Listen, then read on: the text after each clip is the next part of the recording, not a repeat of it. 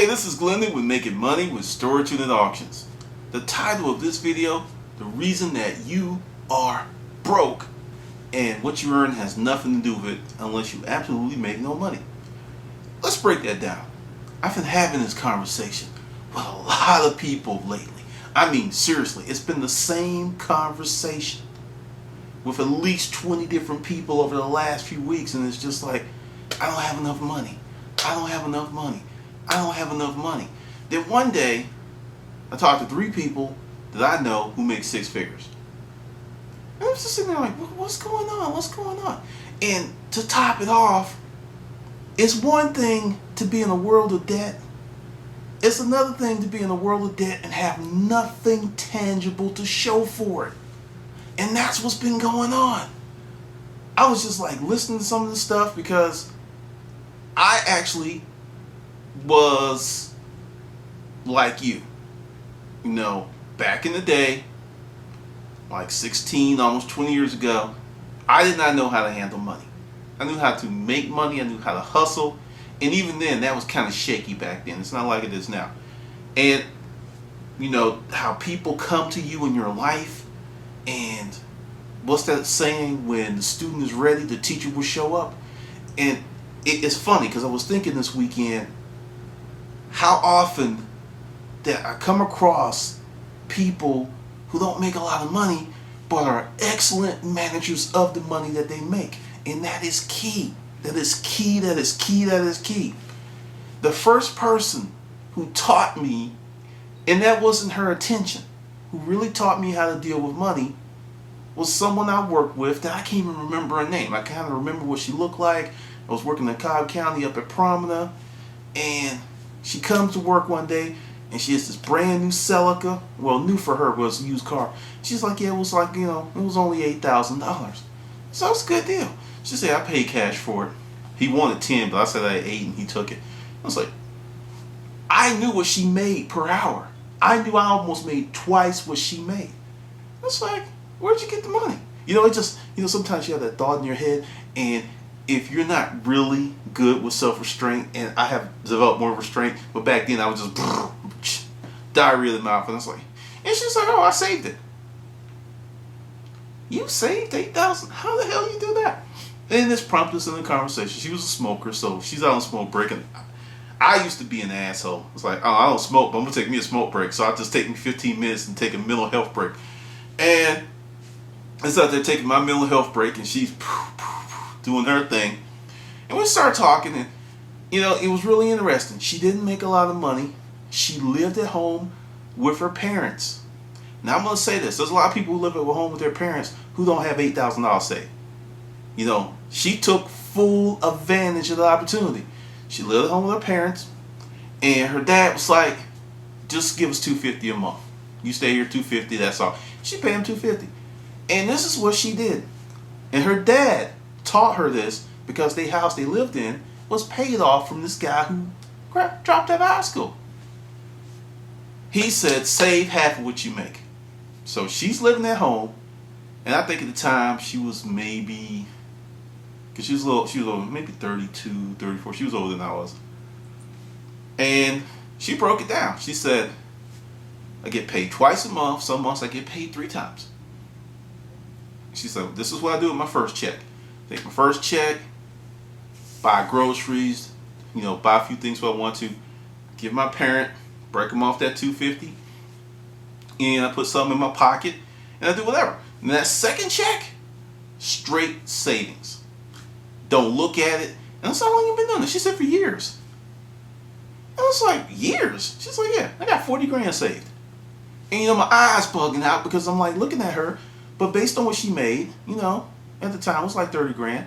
So that's like 12, 15 grand. So you start thinking about it over a few years, and you know, she just bought this car and this other stuff. She always paid cash, and she was a gambler. She liked to go to Tunica, so she just disappeared. And there was something else about her that I remember. She had mad attitude. She was that type of employee that would tell her boss how she felt. And I asked her about that, and she said, oh, I got attitude money. I was like, what's attitude money? And, you know, she said, I got a little stash. You know, if they fire me, I'm good. And, you know, to me, a stash at that time was $500, $1,500. I had no clue. I had no clue that she really had a grip. She had enough money to start a business. And we're talking, she's like, yeah, that's my attitude with money. She's like, I get nervous when it drops below 30 because, at that point, that's only, like 4 or 5 years of living at home. I'm just like, what for? I'm just like, had no credit cards. No, none of that stuff. But she had straight cash. And another person that taught me how to handle money. Worked in Northside Hospital. Met this elderly couple.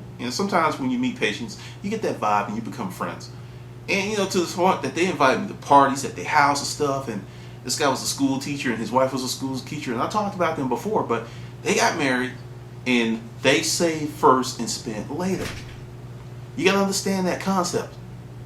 They lived with his parents for the first year they were married, saved her salary to put down a grip on the house, then actually like, okay, well, we lived on mine, we put down this, and they paid that house off very quickly. Once again, these are not brilliant financial strategists. These are hard-working people that employ common sense. So that's the gist of it. You're going to have to employ common sense because one of the things I get, and I get a lot of emails, I'm broke. Do I need any money? Your big problem is not a lack of money. Your big problem is a lack of discipline. This is the challenge for this video. What I want you to do is take, I think I got it, because I went to my favorite hot dog spot today, and boy, they only take cash. That's what I want you to do. See that? That's $5. I want you to take $5. $5. Not a lot of money. Ain't gonna break you. It's not gonna harm you. Take $5 cash out your wallet, wherever, and put it in a can, a savings account or something, every week. There you go. Do that every week. I know it sounds silly. It sounds really silly. Because what's gonna happen?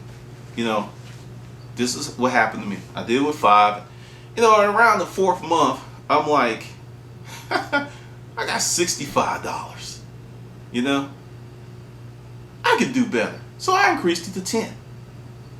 Then I increased it to 25. Over the course of 2 years, I got it up to $100 a month.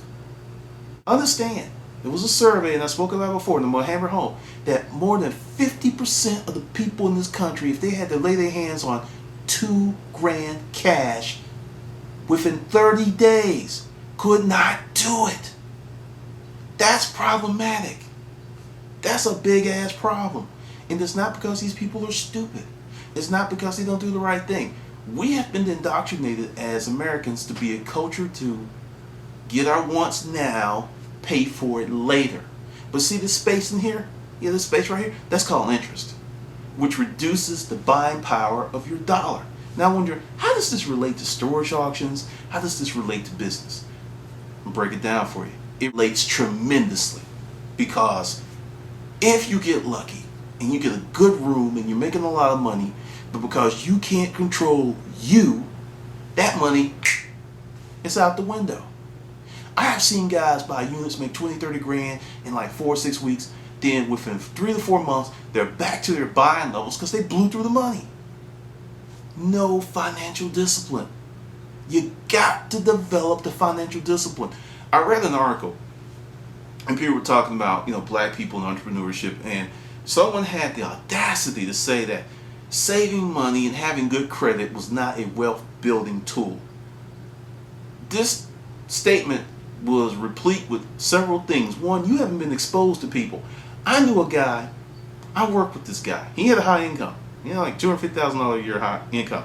But this guy had $750 in open credit lines, credit cards, lines of credits, whatever. Took him a few years to get that.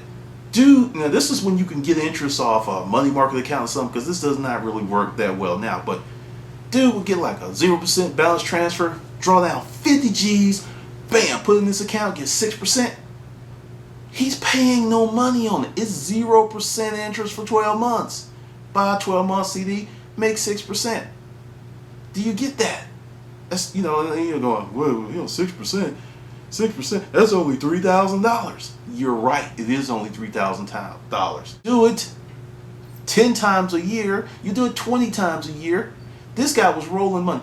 He was making, it was crazy. He was making a high income off of flipping other people's money. Now the thing is, this guy never used his credit cards for anything other than the 90% of his credit cards were to generate money. Do you get what I'm saying?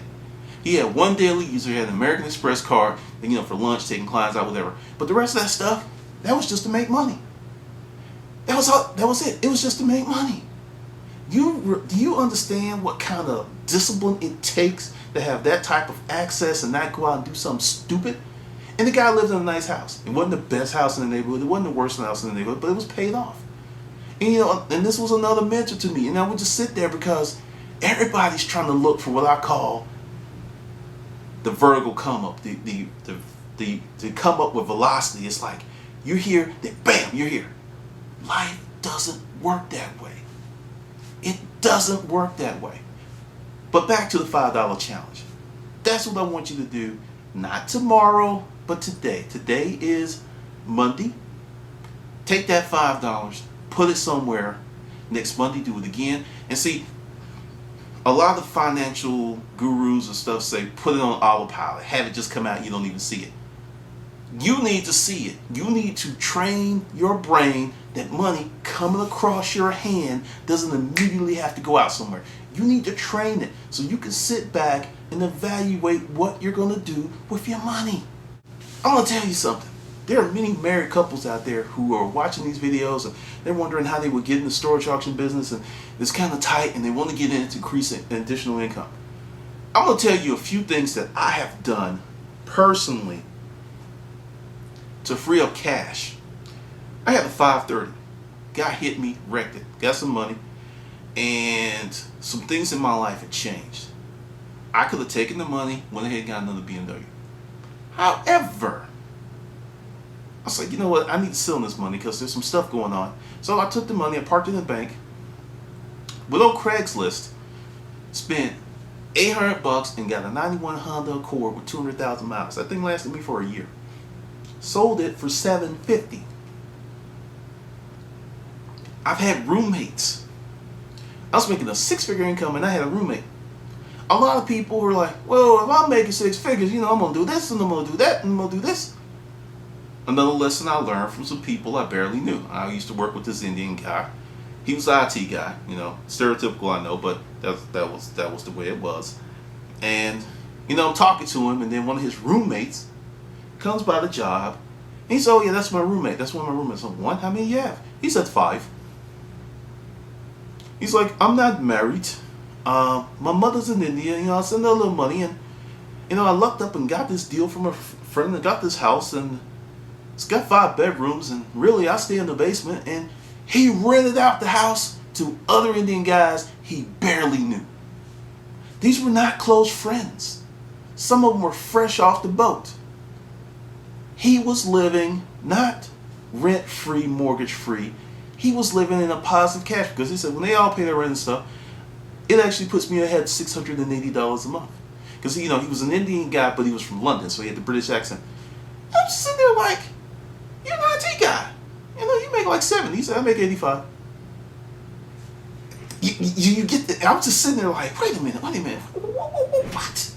It blew my mind that someone that had that type of income, because, he looked at a house as something he needed. He says, I meet my wife. She's in India. One day she'll be here. We get married. Then I'll buy my own house. But right now, I don't need that. And I'm just like, and his wife was real young to come. When she came over, I saw her. I was like, oh, he got lucky. He got lucky on that arranged marriage because she was hot. I was like, whoa. Because, he was like, yeah, he talked about her all the time. Because, I know I've worked with a lot of Indian guys. And, you talk to them, and if you're respectful, they'll tell you how it goes. And, a lot of these guys have arranged marriages. And he's like, yeah, and he was like, get it. He wanted to get married. And when I saw, I was like, I understand. I understand. And I approve. But these are some of the lessons. So if you're in a position where you have a high income, if you kind of step down in your life, you free up tons of cash. I'm amazed at the number of people who make $80,000 to $150,000 a year who are broke. I told a few of the friends who were talking to me, I was like, you should be damn ashamed of yourself. There's no excuse for you not to have at least 50 grand. Because I know what you make and I know how long you've been making it. You just like big meat, blowing money fast. And you don't have shit to show for it. It'd be one thing if you had this beautiful showcase house that was paid off. Okay, that's where the money went. You can see it and you can sell it and you can get your money back out. But if your money's going on bullshit like shoes, clothing, lunch, nothing that has any long-term value, you're fucking yourself. Seriously. People laugh at me because I had some help when I, shut down the business and, sold a lot of stuff. I was sitting on the grip, I'm not gonna lie. But if I was the type of person to blow money, because I had a situation, because, that's when the card thing happened. If I was trying to live like everyone else, I would have went out and got another one, flexing and flossing, burned through my savings. And see, this is something I do. I hide money for myself because there's a lot of investments out there that you can take part of. And I'm not going to get into investments because I'm not an investment guy where I'm going to give you that advice. I would say go out and study. Get an E-Trade account and just go through there. If you took a month and read up on E-Trade and got yourself Kiplinger's money, if you just took a month and studied an hour a day, 5 days a week, weekends off a month, you'll be very well versed in how money works. Just a month. That's how most people have no clue. I mean, my banker cracks me up. We're talking about some stuff for credit that she didn't know, and I was just like, this is funny. She didn't know. She had no clue. A lot of bankers don't even know what's up with the gold. Well, they kind of know what's going on with gold and silver because it's all up in the news. But last year, right over the head. But this is what I'm saying to you. Your problem is not how much money you make. It is what you do with the money that crosses your hand. Learn to save. I've got a challenge here for you. If you had 5,000 cash, that's it, just 5,000. No more, 5,000. Not even the 6 months, 12 months, 5,000 cash. That will handle 85 to 90% of the emergencies that arise in your life. It will handle 85 to 90% of them. And you wouldn't have to rob Peter from paying Paul.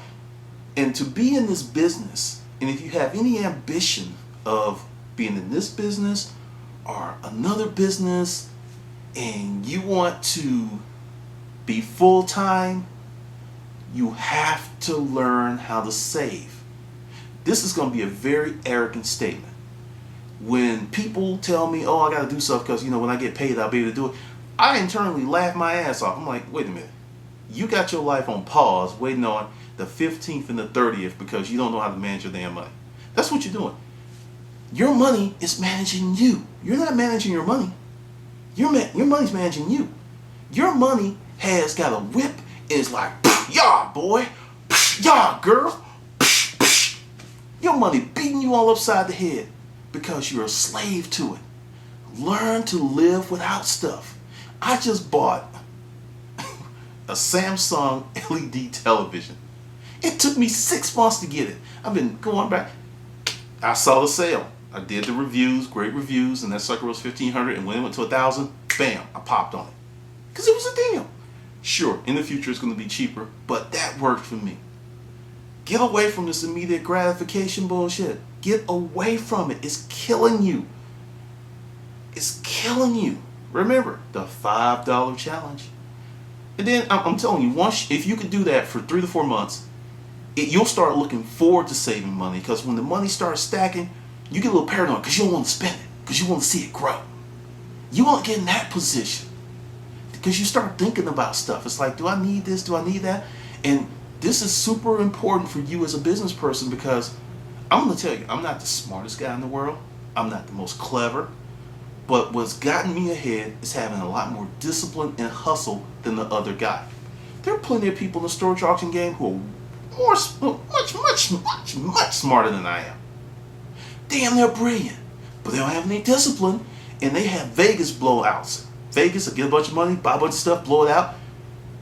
There's this point where you make money, then you pull some out, and you move it over here. that doesn't happen. I've seen some crazy stuff. It is amazing what happens. So learn how to stack your own cash. Develop that discipline. Also, write your goals down on a sheet of paper. Or if you want to, type them up on the computer and print it up. Make sure that they're written, because as you do this or you do this, it engraves that goal on your mind. And it makes it more real and more accessible. Because as long as it's just like floating around in your head, chances are that's where it's going to stay, floating around in your head. I'm serious. I've sat down and wrote down goals for a week, for maybe things I'm going to do in a month, and I've accomplished them in a day or a week, because I'm focused on that. And I want you to learn how to manage your money, because this is what one guy did. He wrote me, because I get a lot of people and they're writing me stuff, and it cracks me up, because I'm like, really? I just wrote a book on storage auctions. I had no idea this was going to happen. This guy wanted to get into business, hated his job, and when he paid all his bills, he had no money. His credit card was maxed out. So he did something that was horrible, as he put it.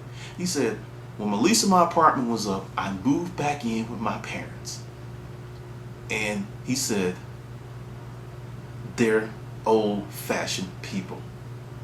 It means I can't go out late at night without it's like I'm in their house. It's their rules. And he said, I wanted to get in the storage auction business because I bought your book and I wanted to have a certain budget, and I knew it wasn't going to happen any other way. So he moved in with them, stayed with them for 6 months, and saved all his salary. And he went out into his game, and he had $5,000 on him, and he had more money in the bank. He quickly became one of the big dogs in his circuit. This is a guy that wasn't buying units last year. A lot of guys that bought my first book, if they're still in the business, because people bought the book and like, oh no, this ain't for me. Forget that. And they're the big dogs. They're the big dogs, they're the regulars, they're the guy that, oh yeah, you need to watch out for him. You know how long it took for me to get that type of reputation? They're like, he's back again, let's run his ass up. It took me a few years to scare their asses. But see, that's the power of discipline and guidance. But this guy, like I say, when I get those emails, I'm really proud of you guys when you do that stuff, because it is like, that's the best stuff. Because when you take someone and they're here, then they move up here. And, it's not a big leap, it's a little leap, because, he's like, man, I'm busting my ass. The shows came on, I was doing great. Then, it dropped down for a minute. Then he said, one day, he said, I remember you talking, sometimes you just need to take a month off. I looked, I had like 15 units. And he said, I didn't buy anything for a month, and I just sold and sold and sold. And he's like, I got my operating capital back plus 15 grand. Then I went back out and started buying again when it calmed down. I mean, there's so many ways to do. And that's why I also, laugh at all these people. Buying storage units is really easy, and it's very simple. That's like saying poker's easy and simple. It's not. It's your skill sets. Because you got guy A with the set of cards who loses his ass. You got guy B, he's making millions. It ain't that simple. And I laugh at you people, and there's something else I've noticed. All of the storage auction blogs, traffic is down. A lot of stuff's down. The shows are still coming on, but see, this is where when I talk about the marathon, because when I tell you about, getting rid of that home run mentality, when I started this, I had a 3-year plan. We just entered into the 3rd year, 2 years ago now, and I'm still going. There are people who started after I did and fizzled out, because you got to do this stuff to be able to consult on it. You can read my blog and steal some stuff, but like that old joke, a doctor says, I can teach you how to do this operation in 10 minutes, but it's going to take me 5 years to teach you how to fix problems when stuff starts going wrong, and 90% of the time stuff goes wrong. That's it. Yeah, you could go buy some units. You don't have to buy my book. Don't buy my book. You go out there and spend $3 grand and lose your ass.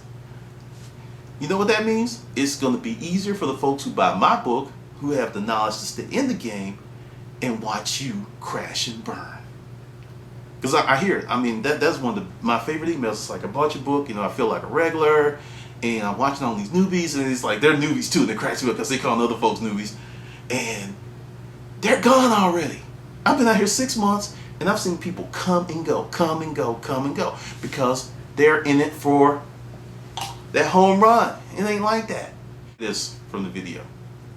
Manage your money or your money's going to manage you. That is an immutable financial law. Either you manage your money or you become your money's bitch. And I'm telling you, from someone who's been there, being your money's bitch is a long, arduous proposition because it touches every facet of your life. Nothing is untouched by that.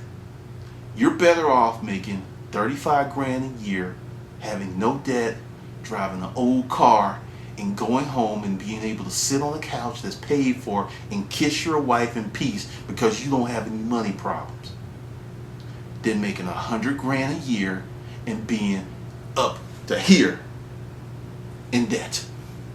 Because that's a lot of stress, and once the house of cards start falling, it's like an avalanche, and then you have nothing, which is sad.